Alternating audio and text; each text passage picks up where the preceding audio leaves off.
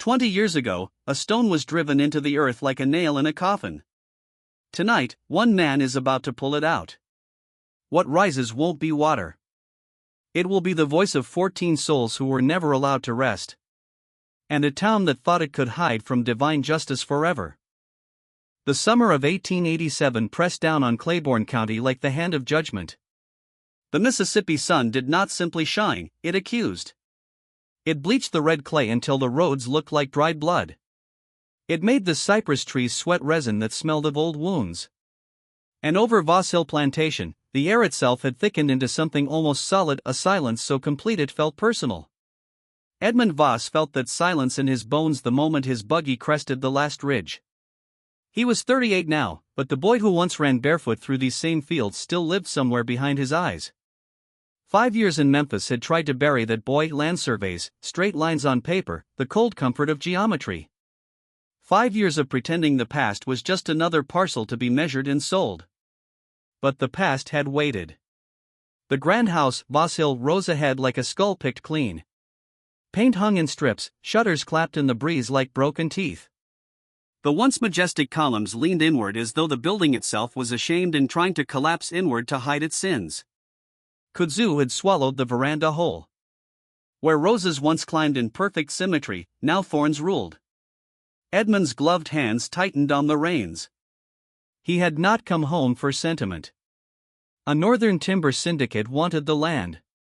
They offered cash enough to pay the mountain of debts his father Harlan Voss had left behind when he died in 1882. Enough, perhaps, to let Edmund walk away from the name Voss forever. But names, like sins, are not so easily escaped. The buggy wheels crunched over oyster shells someone had once spread to keep the mud down. Now the shells were cracked and yellowed, like old bones. As he passed the ruined slave quarters, little more than jagged brick foundations and charred timbers, a cold finger traced the back of his neck. He told himself it was only the wind. It was not the wind. He spent the first 3 days walking the property with his surveyor's chain and brass compass, marking boundaries that no longer mattered. The fields that had once produced 300 bales of cotton a year now grew nothing but ragweed and regret. On the fourth afternoon, while pushing through a wall of wild grape and honeysuckle behind the old quarters, he found it. The well. It did not look like a well. It looked like a grave that had decided to stand up and stare back at the living. A single flat limestone slab, 5 feet across, a foot thick, lay perfectly flush with the ground. Around its edge, 8 iron spikes as thick as a man's wrist had been hammered deep into the clay, pinning the stone down as though whatever was beneath might try to rise. Moss and kudzu had woven themselves through the iron like green fingers trying to conceal the crime. But the spikes still glinted where the vines had failed to cover them, dull, brutal, deliberate. Edmund crouched. He ran his palm across the stone. It was warm from the sun, yet the warmth felt wrong, like fevered skin. Beneath the moss he could just make out faint chisel marks, not the usual mason's code, but something crude, urgent. A date? A warning? The vines hid it too well. He stood slowly. The dread that had only prickled earlier now settled heavy in his chest, the way river mud settles after a flood. That night he rode back into Rafford. The little town had aged worse than the plantation. Storefronts sagged. The saloon sign creaked on one hinge. Men who had once clapped young Edmund on the back now crossed the street when they saw him coming. Their eyes carried the same look he had seen in cornered dogs, fear wrapped in shame. At the general store he tried to sound casual. That old well up on Voss Hill, the one behind the quarters. Why the stone? Why the spikes?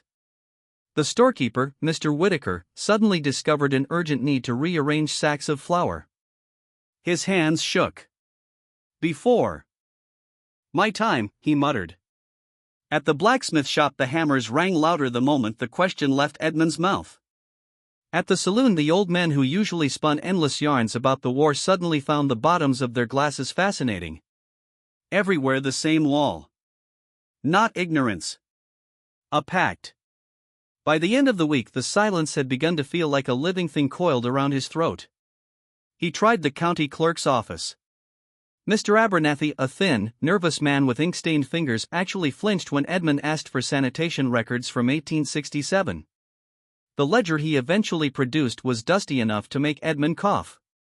But there, on July 14, 1867, in his own father's handwriting, was the official report. Well water at Voss Hill rendered unfit by miasmatic condition of the soil. Immediate sealing ordered to prevent spread of disease. Miasma. Bad air. The fashionable excuse of the age for anything doctors could not explain. Edmund stared at the words until they blurred. He knew the theory, invisible poisons rising from rotting matter. Convenient. Neat. And completely false on Voss Hill. Because he remembered. He remembered the summer of 1867. He had been 18.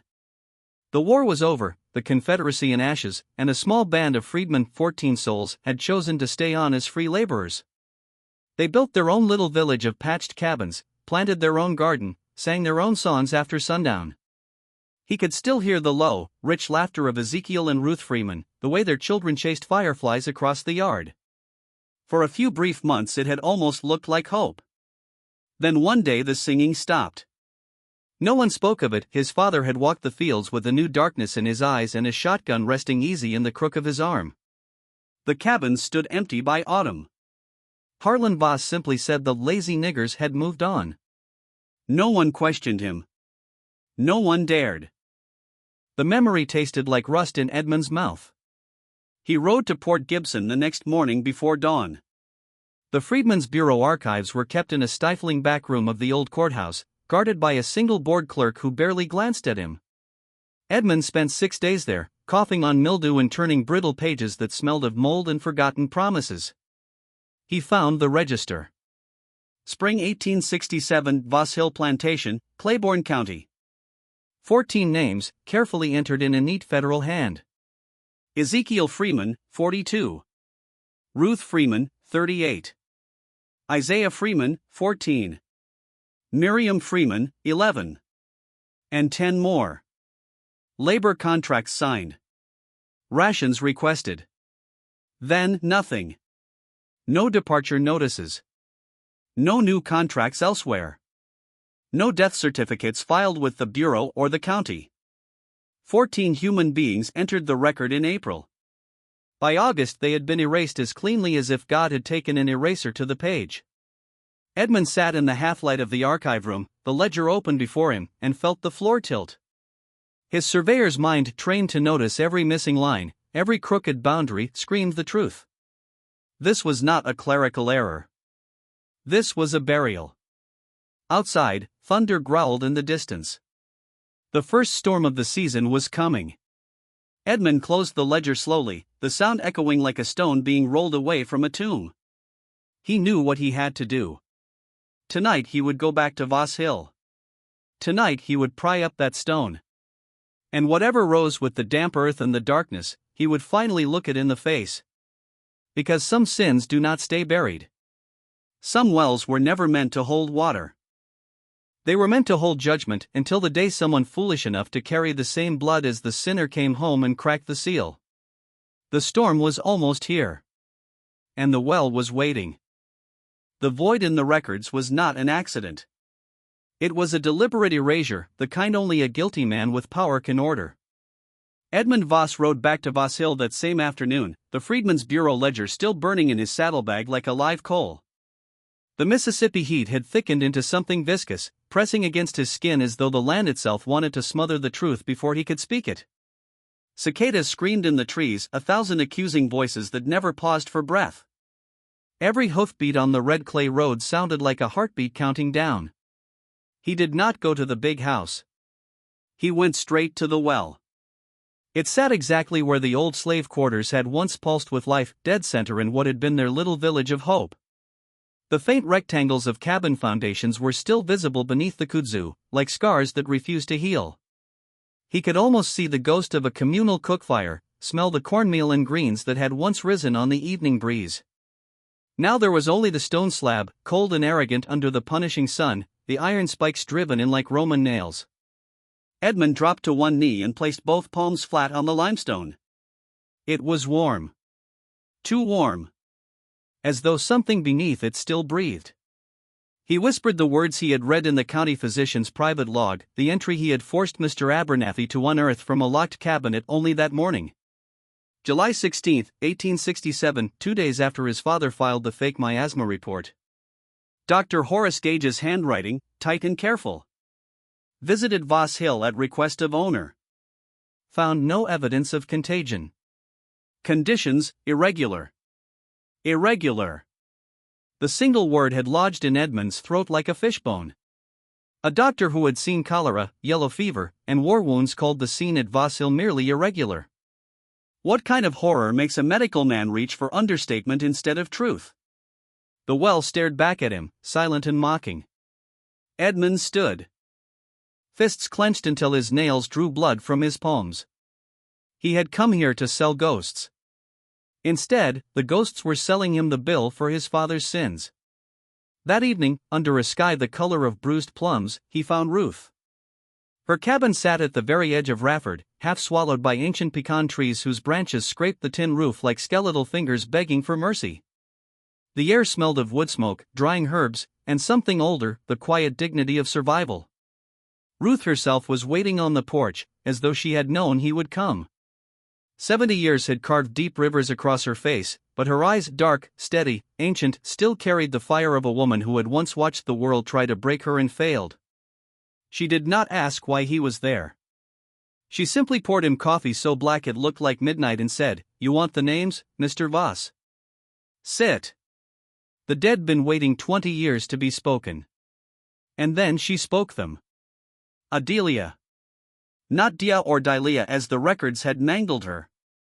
Adelia Freeman, late 30s, cook in the big house for 16 years, the quiet queen of the quarters.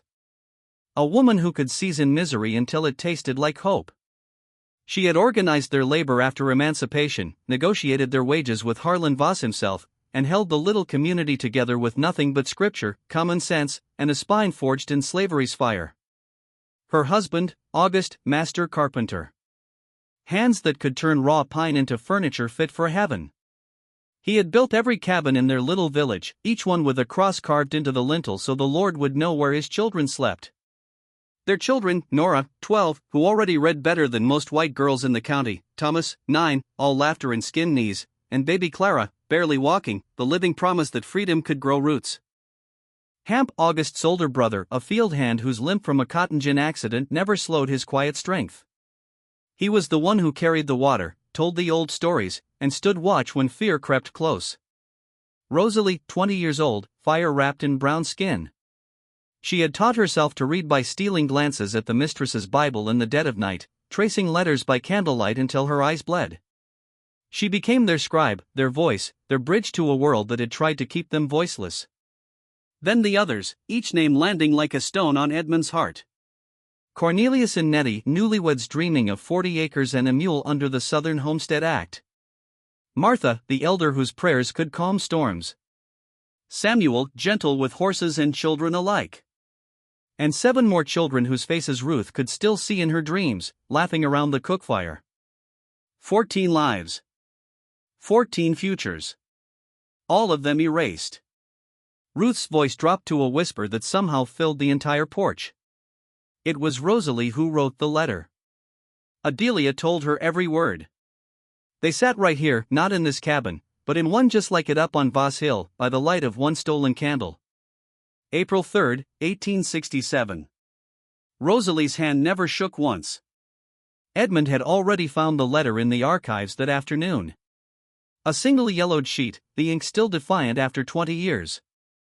He had read it 3 times, each time feeling his father's shadow grow taller. It was not a threat. It was a prayer in legal language. To the Honorable Agent of the Freedmen's Bureau, Port Gibson. We, the undersigned free laborers of Voss Hill Plantation, respectfully request formal recognition of our labor contract for the 1866 harvest. Mr. Harlan Voss has refused payment of agreed wages.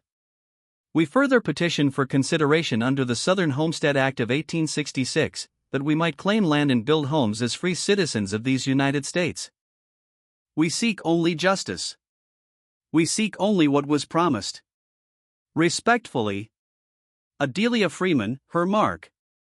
August Freeman, his mark. Hamp Freeman, his mark. Cornelius Tate, his mark. Rosalie Tate, scribe. 4 X's and 1 elegant signature. A piece of paper soaked in hope. Harlan Voss received his copy on April 10. Ruth leaned forward, eyes glistening. 2 weeks later, everything changed. The air got heavy. Your father stopped riding the fields in daylight. He started meeting men at night. Silas Pute, that old overseer, was always with him. And Dr. Gage. And others whose names we never knew but whose faces we recognized from the dark. Edmund felt the coffee turn to ash in his mouth. His father, the man who had taught him to ride, who had once seemed larger than the sky, had not raged. He had not shouted. That was never Harlan Voss's way. Instead, he had calculated. The war had taken everything, his slaves, his wealth, his certainty. Debt choked him like kudzu. The idea that these 14 property-turned-persons might actually own land, federal land, on what he still considered his soil was not merely financial ruin. It was cosmic blasphemy. It was the final proof that God himself had abandoned the old order. So Harlan Voss did what men like him always did when the world tilted. He found other men who were also falling. The Rafford Protective League, they met in the back rooms of the general store, under ancient oaks, sometimes in the basement of the Baptist church after midnight. White robes were not always worn, that came later. In 1867 they still preferred suits and shotguns. But the intent was the same, to remind the freedmen that freedom was a privilege granted by white men, and could be revoked at any moment. Dr. Gage was a member. Silas Pute was a faithful soldier. And Harlan Voss became their quiet architect. Ruth's voice cracked like dry timber. They came on a Thursday night in July. No torches. No shouting. Just silence and the sound of boots on dirt. 14 souls dragged from their cabins. Children crying. Adelia praying out loud the 23rd Psalm while they bound her hands. August trying to shield little Clara with his body. Rosalie clutching the Bible she had taught herself to read from, the one they burned in front of her before they took her away. Ruth stopped. Tears cut clean tracks through the dust on her cheeks. No one in Rafford ever saw them again. The next morning the well was being sealed. Stone. Spikes. Moss. Lies. Your father told the county it was disease. The county nodded and looked away. And the South kept its silence, because some truths are too ugly even for the guilty to speak. Edmund sat frozen on Ruth's porch as the first fat drops of rain began to fall, heavy, deliberate, like tears from heaven. He could hear the blood crying from the ground, just like the Bible said Abel's had cried to God after Cain. 14 Abels. 1 Cain with his father's name. And he, Edmund Voss, carried that same blood in his veins. The rain came harder now, drumming on the tin roof like impatient fingers. Lightning split the sky, illuminating the distant silhouette of Voss Hill for one blinding second. Edmund stood slowly. He knew what the stone slab was now. Not a seal against disease. A lid on hell. And tomorrow, storm or no storm, he was going to lift it. Because some legacies do not die until someone with the same last name looks the truth in its rotting face and says, I see you. The well had waited 20 years. It could wait one more night. But the dead. They were already rising. The Methodist Circuit preacher's letter had survived by accident, tucked inside a crate of forgotten church records in the county archives, the ink faded but the horror still bleeding through every line. July 1868, Claiborne County, Mississippi. I write with trembling hand. A shadow organization calls itself the Rafford Protective League. Under cover of night they burn cabins, threaten voters, and make free men and women disappear. I have seen the fear in their eyes. I have heard the wagons rolling after midnight. God forgive this county, for it has chosen silence over justice. The preacher had sent the letter to his bishop. The bishop had filed it away. And the South had kept breathing, as though 14 souls had never existed at all.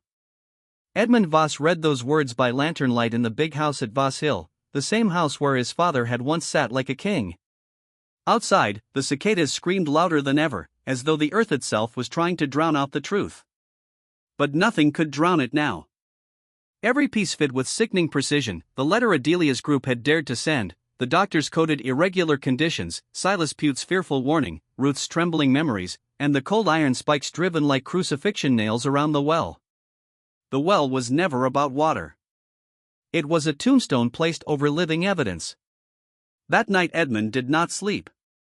He paced the rotting veranda while lightning stitched the horizon. The weight of inherited sin pressed on his chest like the stone slab itself. He was not just a surveyor anymore. He was the last living witness to a crime his own blood had committed. And the God who had once said, "The voice of your brother's blood cries out to me from the ground," that God was whispering now, louder with every passing hour. He could not ask anyone in Rafford for help. Their silence was a wall built with fear and complicity. So at dawn he rode 12 miles north to a remote farm where two brothers, Thomas and William Hayes, lived beyond the reach of county gossip. Hard men. Quiet men. Men who owed no allegiance to the Voss name. He offered them double wages and told them only the truth they needed. "I need strong backs and closed mouths to move one very heavy stone." They asked no questions. They simply saddled up. The morning of July 12, 1887, broke mercilessly clear. The sun turned the red clay into a furnace. Heat shimmered above the fields like the breath of hell. The three men arrived at the well with a wagon groaning under ropes, iron bars, a heavy tripod, and a block and tackle rig borrowed from a sawmill. Kudzu still clung to the stone like desperate fingers trying to keep the secret buried. The iron spikes, 20 years rusted, looked like the bars of a cage that had failed to hold its prisoners. They worked in silence. First the vines hacked away until green sap ran like blood down their arms. Then the spikes, each one pried from the earth with crowbars that screamed in protest. The sound of iron scraping stone echoed across the empty quarters like the groaning of damned souls. When the last spike came free, a breath rose from the well, cool, damp, and carrying a smell that was not merely decay. It was the smell of time holding its breath. They rigged the tripod directly over the slab. Thomas and William took the ropes, muscles corded like ship cables. Edmund stood at the edge, heart hammering against his ribs. The stone resisted, 20 years of moss and earth clutching it tight, but finally it surrendered with a low, grinding moan that seemed to come from the belly of the earth itself. A rush of cold air exploded upward, carrying the scent of stagnant water, iron, and something older. Something that had once been human. The slab crashed onto the grass with a thud that scattered birds for half a mile. The well gaped open, a perfect black circle 40 feet deep, water glinting far below like a dark mirror. Edmund stared into it. The surveyor in him measured. The sun in him trembled. "I'm going down." The brothers exchanged a single glance but said nothing. They knotted a thick hemp rope around his waist, tested every inch. Edmund lit a bullseye lantern, its flame flickering like a soul in torment. He swung his legs over the edge. The descent was a journey into judgment. Each foot of rope took him deeper into cold that had nothing to do with temperature. The walls wept black moss. The lantern's light danced across slime-covered bricks, casting shadows that looked like reaching hands. The air grew thick, metallic, tasting of rust and regret. 30 feet. 35. His boots touched water, shockingly cold. He lowered himself until he stood waist-deep in the black mirror. The lantern revealed the bottom. And the bottom revealed hell. Scattered across the silt like fallen soldiers were 6 bundles wrapped in heavy oilcloth, bound tight with rusted wire. They had been lowered here deliberately, preserved by the anaerobic darkness, hidden where no one would ever look. Edmund's breath caught. He reached down with numb fingers and lifted the first bundle. It was heavier than water should allow. He signaled, and the brothers began the long, agonizing haul upward. When he finally collapsed onto solid ground, the bundle clutched to his chest, his hands would not stop shaking. They laid it on the grass like a body. Thomas and William stood back, suddenly uneasy. They sensed something sacred and unholy had just been exhumed. Edmund cut the wire. The oilcloth peeled back with a wet whisper. Not bones. Not bodies. Documents. The first bundle held the original labor contract, the very one Harlan Voss had sworn never existed, signed and dated 1866. Next to it, affidavits in careful script swearing that wages had never been paid. Then the second bundle, a small waterproof tin box. Inside, protected by layers of waxed paper, lay a leather-bound journal. Rosalie's handwriting. Recording Adelia's words. And beneath the journal, one final sheet, folded many times, preserved like a holy relic. A list. Written in Adelia's own unsteady pencil. Adelia Freeman. August Freeman. Nora Freeman, 12. Thomas Freeman, 9. Clara Freeman, 1. Hamp Freeman. Rosalie Tate. Cornelius Tate. Nettie Tate. Martha Cole. Samuel Wright. And 3 more children whose names time had softened but not erased. 14 names. 14 souls who had dared to believe freedom meant something. Edmund read them aloud, voice breaking on the name of the baby, Clara. The wind died. Even the cicadas fell silent, as though heaven itself had leaned in to listen. The miasma report. The doctor's irregular conditions. The wagons Ruth had heard in the night. The well. Everything crystallized into one unbearable truth. This was not a burial of bodies. This was a burial of evidence, the paper trail that would have sent Harlan Voss to the gallows and stripped the Voss family of everything. The well had been turned into a safe, a dark vault where a murderer hid the proof of his crime. Edmund sat among the documents, the Mississippi sun beating down on his neck like the hand of God, and felt the full weight of generational curse settle on his shoulders. He was the son of Cain. And Abel's blood had just been handed to him in a tin box. That same afternoon he rode straight to Ruth's cabin, the tin box and journal clutched like contraband against his heart. He spread every paper across her worn pine table. The labor contract. The affidavits. The list. The journal. Ruth's eyes, ancient, cloudy, yet suddenly sharp as broken glass, moved across the pages. When they reached Adelia's list, a sound escaped her that was not quite human, a low, keening moan that carried 20 years of swallowed grief. I knew, she whispered. Lord Jesus, I always knew. But hearing it was one thing. Seeing their names, written by their own hands. She reached out with trembling fingers and touched the journal as though it were Adelia's face. Tell me the rest, Edmund begged, voice raw. Everything. No more silence. The well has spoken. Now you must. Ruth closed her eyes. Tears cut clean rivers down her wrinkled cheeks. When she spoke again, her voice carried the weight of prophecy. It was July 1867. The heat was evil, the kind that makes men do evil things. Your father rode the property like a man possessed. Silas Pute never left his side. I was working as a laundress in Rafford, walking the road past Voss Hill every dawn and dusk. I felt the change before I saw it. First came the wagons. Not the regular farm wagons. These were heavy, covered, moving slow after midnight. 2 nights in a row. The first night I heard low voices, white men's voices, and then sounds I still hear in my nightmares, something heavy being dragged across dirt, the soft crying of a child quickly silenced, the crack of a whip that wasn't meant for mules. The second night was worse. No crying. Just the wagons, and then nothing. Silence so complete it felt like God had turned his face away. I never saw them take the 14. But I saw the wagons leave before dawn, heading toward the quarters. And the next morning the well was being sealed. Stone. Spikes. Your father standing over it like a priest performing last rites for the devil. Himself. Dr. Gage was there. I saw him. He didn't look at the well once. Just signed the paper and rode away. The town knew. The League knew. They all knew. But fear is a powerful chain, Mr. Voss.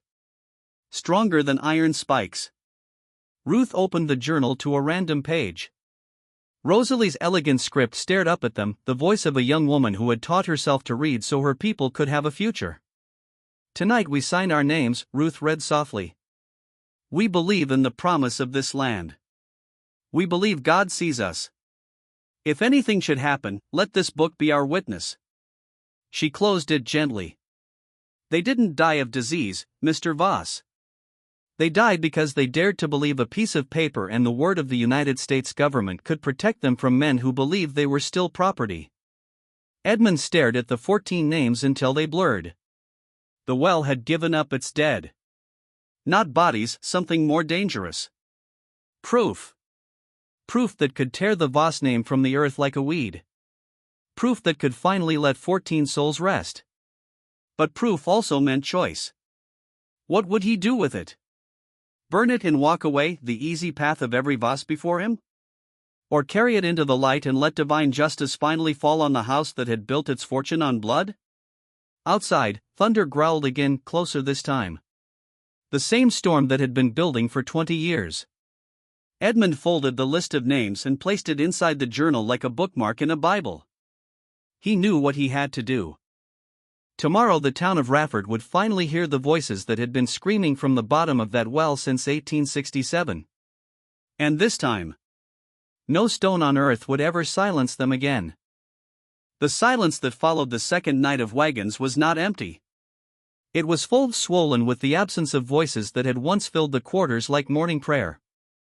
Ruth's voice trembled as she finished her account, the lantern on her table flickering low, casting long shadows that seemed to lean in and listen.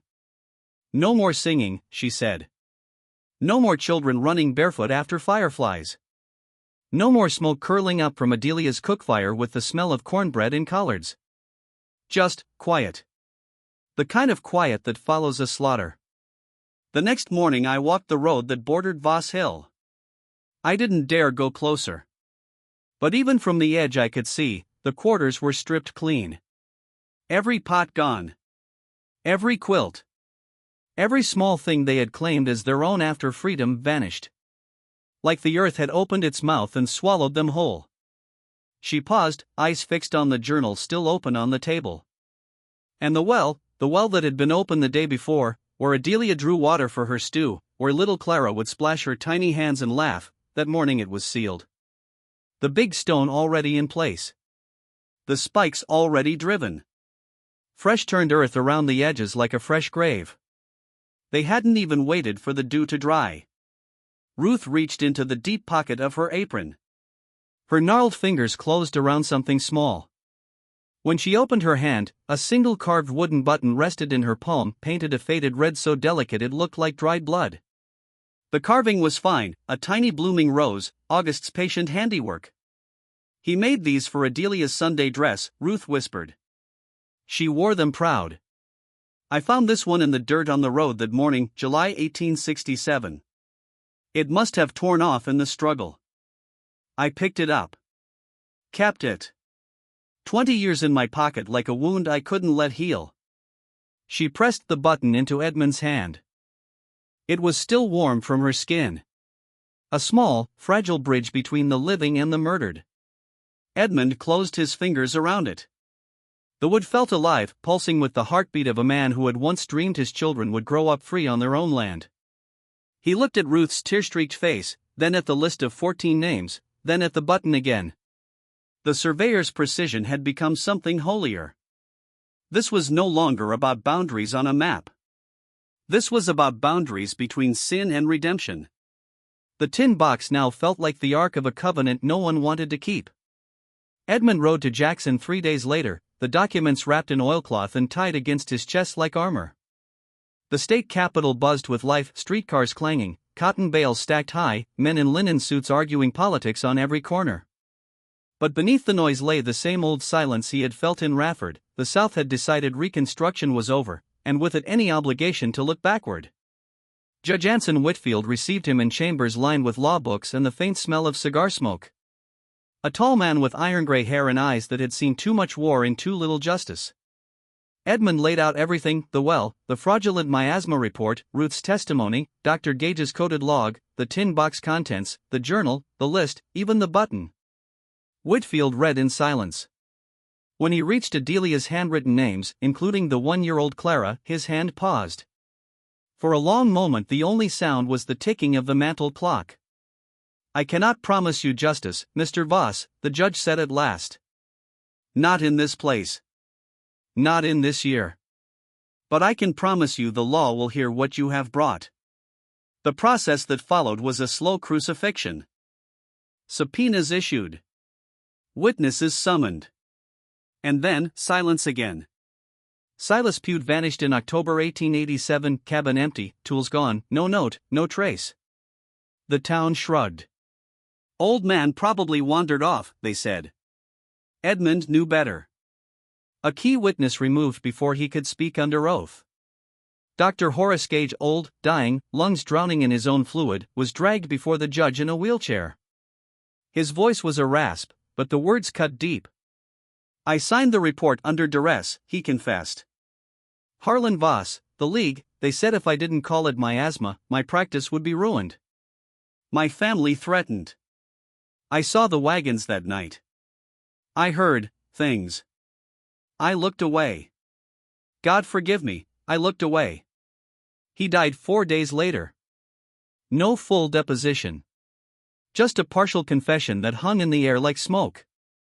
Edmund pressed on, writing letters, meeting lawyers in Memphis who warned him to stop. "You're digging up graves, Voss. Some graves stay closed for a reason." But the graves had already been opened. In December 1887, the Memphis Daily Appeal published a careful, restrained article. Discovery at abandoned plantation raises questions of 1867 disappearance, sealed well-yields documents, names of 14 freed persons missing since Reconstruction summer. The piece listed every name. Adelia. August. Nora. Thomas. Clara. Hamp. Rosalie. Cornelius. Nettie. Martha. Samuel. And the 3 children time had almost erased. It ran once. Northern papers picked it up briefly, outrage in headlines that lasted a week. In Mississippi it was dismissed as Yankee meddling or bitter family scandal. Whispers in parlors. A few averted eyes in Rafford. Then nothing. No charges. No arrests. No land returned. The system had blinked and looked away. Edmund returned to Voss Hill one last time. He did not sell to the Northern Syndicate. The thought of profit from that soil felt like blasphemy. Instead, he hired laborers, black men from Claiborne County who needed work and had the well filled properly. No more stone lid. No more spikes. Just earth tamped down layer by layer, then sealed with concrete poured thick and smooth. When it was done, he knelt at the spot where the slab had been and placed Adelia's list, the original pencil page, into a small tin box of its own. He buried it shallowly beneath the fresh concrete, so the names would rest closer to the sky than they had in 20 years. He kept Rosalie's journal and August's button. The journal he wrapped in clean linen and locked in his Memphis desk, never to be opened again, the words of hope too raw, too accusing. The button he carried in his vest pocket every day for the rest of his life, a small red wound against his heart. Over the next decade he sold off Voss Hill in pieces, never advertised, never to speculators. Quietly. Cheaply. To black farming families who came with calloused hands and cautious hope. Men and women who reminded him of August and Adelia. He asked no premium. He asked only that they work the land with dignity. It was not restitution. It was repentance, small, imperfect, but his. Ruth lived until 1893. Edmund visited her twice more. They sat on her porch under the pecan trees, saying little. The button had passed from her hand to his, now it rested between them like a shared prayer. When she died, he paid for her marker, simple granite, no epitaph but her name and dates. Enough. Edmund Voss died in Memphis in 1911, pneumonia filling his lungs the way silence had once filled Rafford. Among his effects, in a plain cedar box on his nightstand, lay the faded red button, its carved roseworn almost smooth from years of fingers tracing it in the dark. He had not brought full justice. He had not undone the crime. But he had refused to let the names vanish again. 14 souls, once erased from ledgers, from memory, from breath, had their names spoken aloud in newsprint. Filed in court records, carried in one man's pocket until his last heartbeat. And somewhere, in the quiet fields of what had once been Voss Hill, the ground still remembers. Because some wells are never truly sealed.